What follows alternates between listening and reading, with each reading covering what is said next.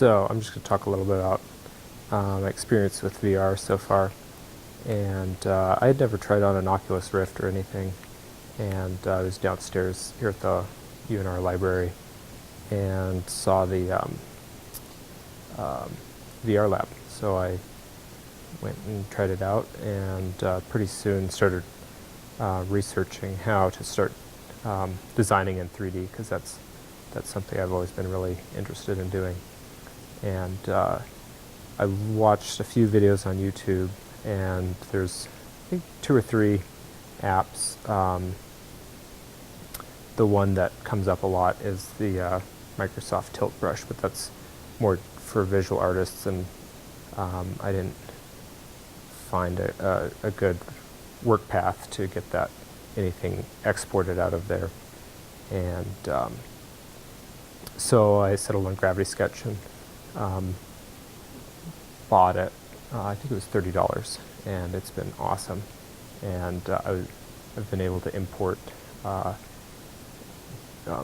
photogrammetric scans from drones, so 3D terrain data, and it's kind of just like this. It kind of floats in the middle of the room. You can walk around it and zoom in. And this is just kind of one of the demo apps. This is called Cosmic Sugar, and I find I actually enjoy it more than a lot of the other games.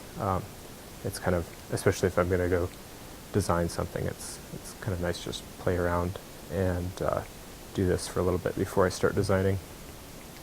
And I wear earplugs under the headphones here, and I find that any noise in the room, or like I can hear people talking outside without them, it's just kind of a distraction. It pulls you away from the experience.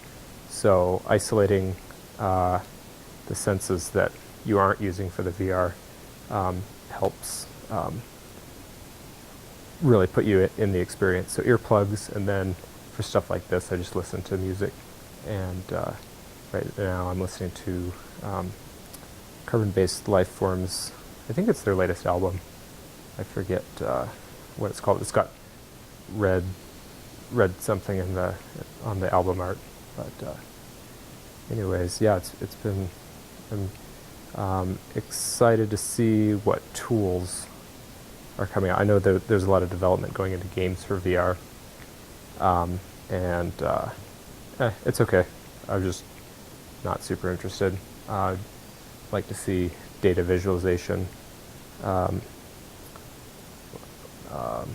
like I don't know, like a Python plugin for like NumPy or Anaconda or something like that.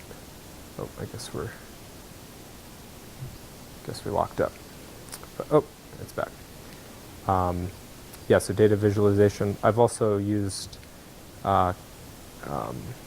Gravity Sketch, just instead of designing stuff, just to draw out ideas and mind maps. And I did some math homework in it.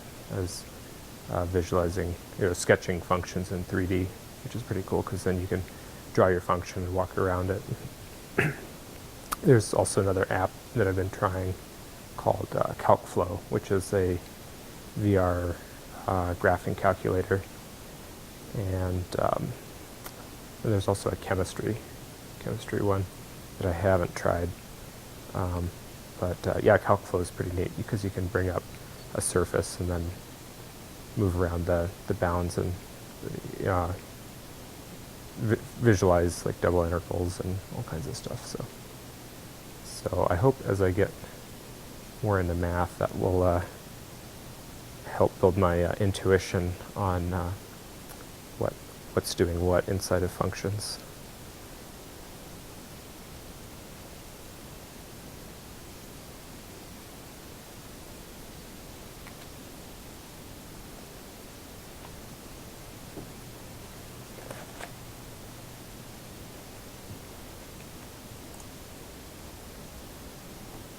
Okay, so the drone data was just too big. It would not stay open and keep recording. But I'll put a link to this file. This is the first thing I drew, and it's just kind of a little sculpture thing. But what's cool about it is if you look at it from, let me turn off vertical lock. So if you look at it from the top, you get this kind of helix inside, and that helix goes and connects to these the outer. Oh, so this was my sketch. So I actually used a surface for that. The revolve tool is pretty cool. You see this line down here is so you can pick up the line, and then as soon as you start, it locks the line, and then you get this.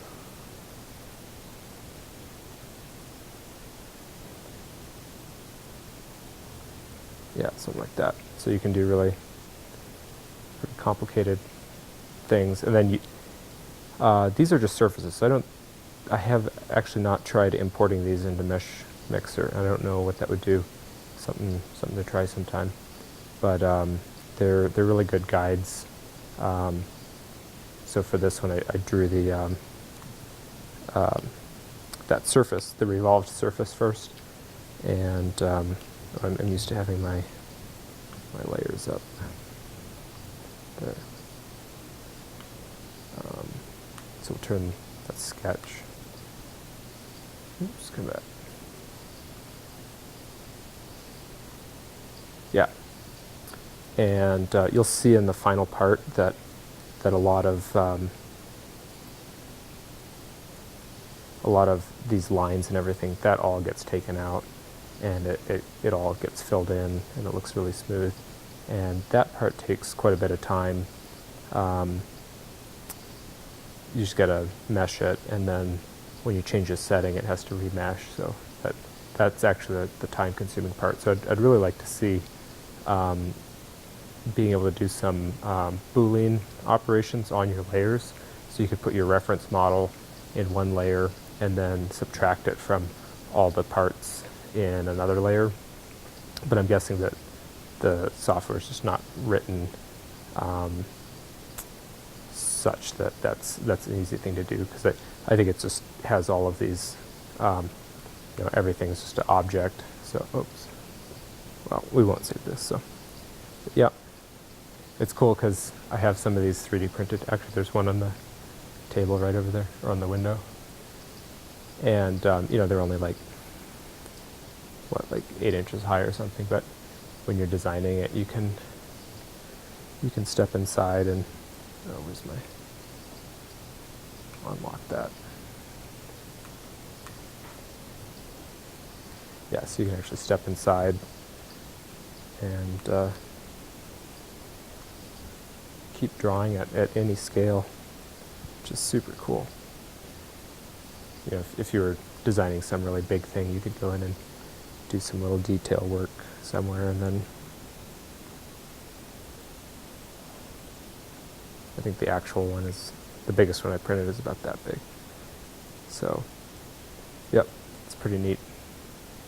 You can scale in and out like that and stand inside something that you are designing.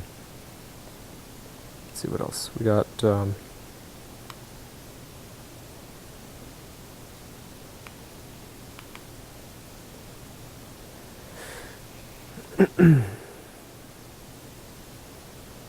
this was another thing I printed. Yeah. So there's some desks in the library. It actually just happened that this desk as well was the same size. So I wanted a backpack hook or a coat hook. So this white part is the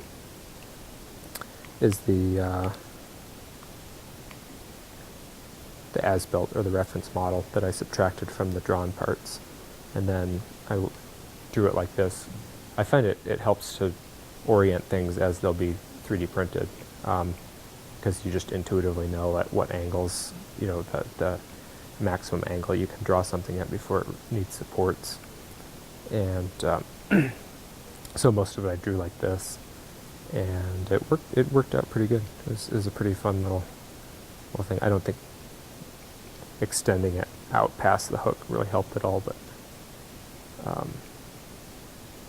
again, oops, I had it really big and can draw in here, and I think this is 14 millimeters, so you know your pen's like 3 to 5 millimeters.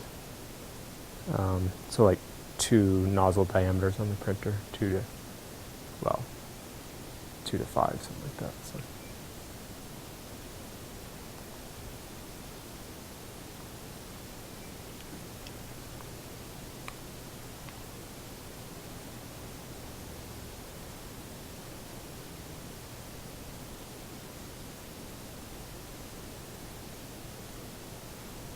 This was, I was playing around with the surfaces, so you can import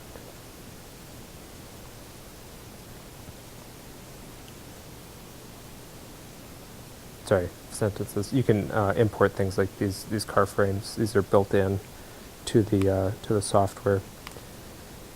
So yeah. So and as well as these little dolls, and these are kind of cool because you can also, just like the polygons, the polylines, they have joints that you can move, so you can position them just as however you want. And so I actually, when I was drawing this, I kind of had it. Some parts of it I had. I mean, you can definitely go even bigger than life size, but that feels about right. Maybe a little small.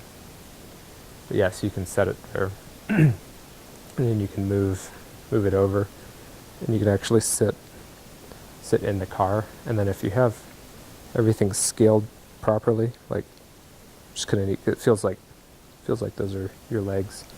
Then you can start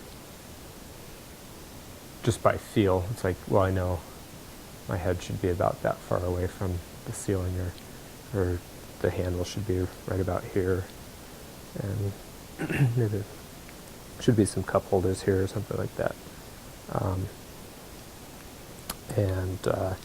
Yeah, so then you can start kind of sketching all the seats out, and then these surfaces are pretty neat. They have, so it's mirrored. I think it's mirrored.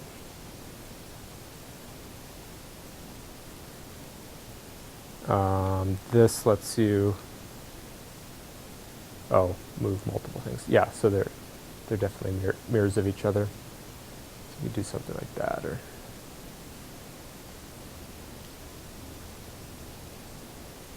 oops, no, we can't go back. Uh-oh.